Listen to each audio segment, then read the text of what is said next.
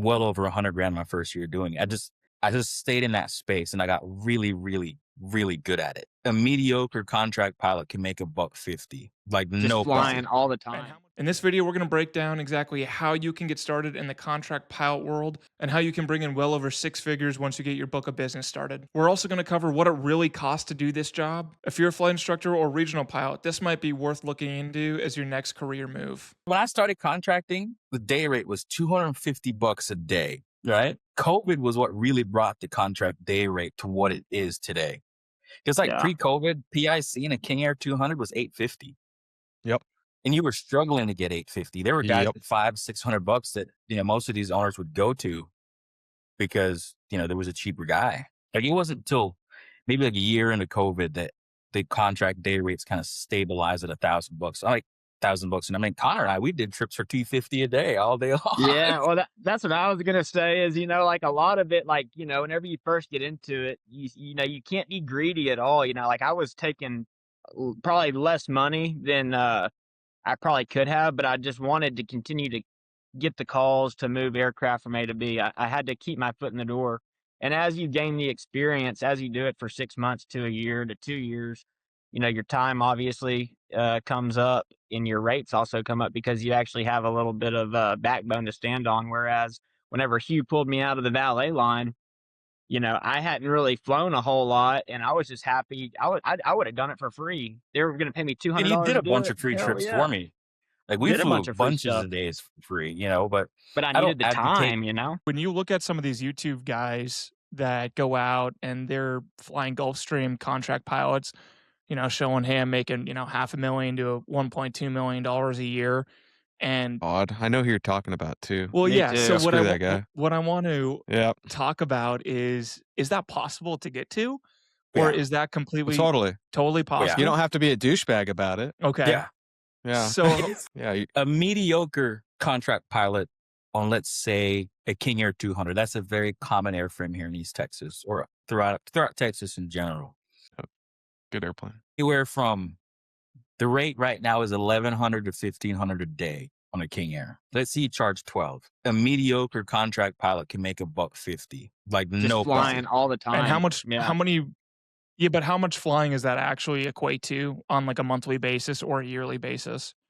Wait, really depends on who you're flying for, but most of those trips are 5-6 leg trips, multiple stops. Typically hour and a half, 2 hour legs. So you'll rack up a ton of flying. Like, dude, this year, my 91 corporate flight, we're right at 500 hours for 2025. And then I stacked another 450 on that in contracting. And that's without breaking a sweat. And that's home 2 or 3 days, like my boss, we're day trips 95% of the time. Like I already flew for today. I was back by 11. Hey, but they're early mornings. I'm up.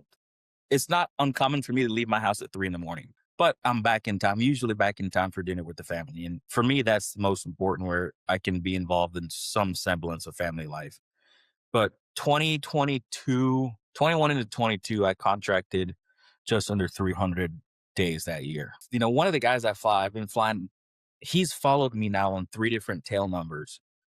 100,000 acre ranch in West Texas, never tips less than $500. That's after paying your day rate in cash, and just salt to the earth. Like, every time, man, Hugh, it's so good to see you. Gives you a big old hug. But I've worked to get to that point where you earned his respect. If he needs an airplane and I can find him one, he rather flies with me, while his cousin that's based on his home airport has a jet that's available to him, but he won't use it. He'll call me to repo empty 45 minutes to go get him. So Crazy. I think the best thing about this job is building relationships that last a long time with oftentimes very powerful people. You kind of build that camaraderie with these guys because they'll look, man, this guy's a hard worker. A lot of them ask, how much you flown this year? And you tell them, God damn, man, that's a lot of flying. Yeah. And then you automatically get that respect because they go, hey, this guy's a go-getter. And I grew up in a large household in a third world country. I've been poor. I've eaten rice for days on end, and I vowed I'd never go back to it. May of 24. I tell people in aviation, to make $1 million, start with 2. That's right. Yeah. Say you if make you $1 million. Yeah. you hope to make enough money in the high time to run you through the low time. And most of these aircraft, especially in Texas, they all have buddies that have a similar aircraft that they do. Like I became really good in the twin Cessna 414, 421, 402s, 340s. And I made well over 100 grand my first year doing it. I just stayed in that space and I got really, really, really good at it. And then I moved over to the King Airs, but all these 421 owners, they all knew other 421 owners. And they were like, hey, do you mind if I share your number with my buddy? He's got a 421 in Arkansas. Yeah, I mean, if he's willing to pay for me to, my day rate to commute, day to fly, day to commute home, if he's willing to pay for 3 days for a 1-day trip, absolutely. So it's all about, like, now I'm in the CJ world. So you meet all these guys. My buddy's got a CJ like right down the road. You want to fly that too? Heck yeah. Yeah. Ton And of then them. so you kind of roll, always try to figure out what these guys do for a living, and that will really get you a good idea of when their high and low times of the year are, and then who else they know in that CJ world. Because most of these guys don't have full-time pilots; they're too cheap. Yeah, But that's you can, true. hey man, do you know any other CJs? Like Meacham. I was a King and Grand Meacham for a long time. Flew the F9200s. Hey, my buddy just bought an F90 over in Graham.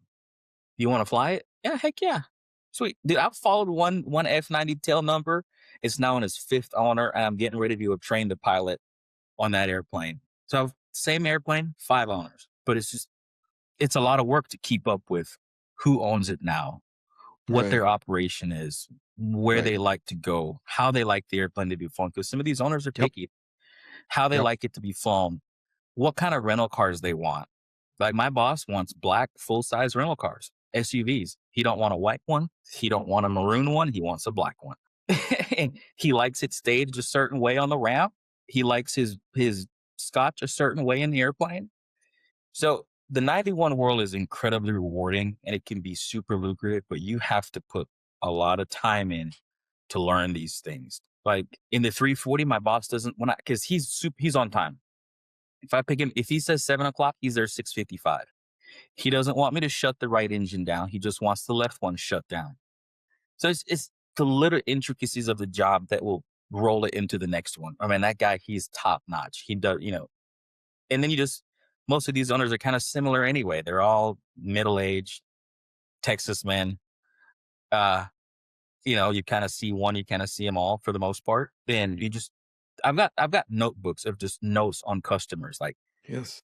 what they like, what they don't like, where they like to go, what hotels they like to use, where they like to eat. Pre-trip, I'll print out two or 3 pages worth of restaurants, entertainment, massages. Just these are the places in this area that is worth going. And you'll be surprised. Most people are going to, they have a business meeting in Boca Raton. I'll be there for 3 days. They're Googling, same as I'm Googling. But if I do it for them, it just makes me look that much better than, John Doe that's out here. He'll just fly him and park the airplane and leave.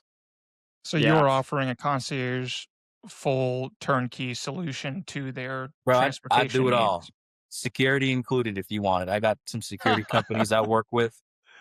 Yeah. And one of the companies I met, he was a doorman at Business Jet Center on Love Field. I came in late one night and he walks up, he goes, hey man, you ever need security? I was like, sometimes. He goes, man, I'm a security guy, blah, blah, blah. He's working on his multi-engine right now. And I've used him in a couple trips. That's how a real Part 91 contract pilot built his book of business to be well over 6 figures. Pick a niche, pick an airplane, become a one-stop shop for an owner to come back to time and time again. Be smart with how you price, don't get yourself blacklisted. And the most important part is you got to grind when the work is there for you, even if it means you got to spend some time on the road. So what do you guys think? If you're a flight instructor or regional pilot, do you think this is worth pursuing as your next step in your career? Would you rather take the security and comfort of being on a seniority list at a 121 airline, or do you rather go out on your own, build your own book of business, and make it for yourself? I think everyone has a different perspective, so if you have one, leave it in the comments below. If you want to watch the entire podcast, we'll link it for you right here for you to watch.